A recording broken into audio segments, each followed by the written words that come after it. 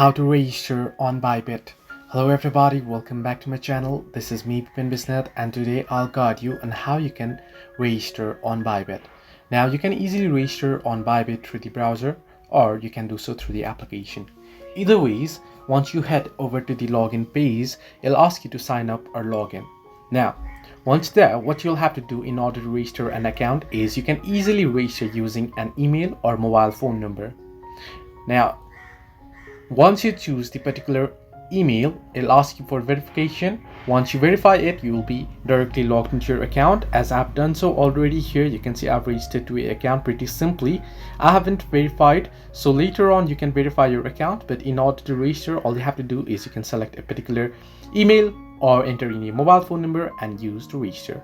You can do it on www.bybit.com, or you can do it on the Bybit application, which you can get it on your Play Store easily. So, hope this helped you. Do like and subscribe, and do not forget to leave a comment down below if you have any further issues.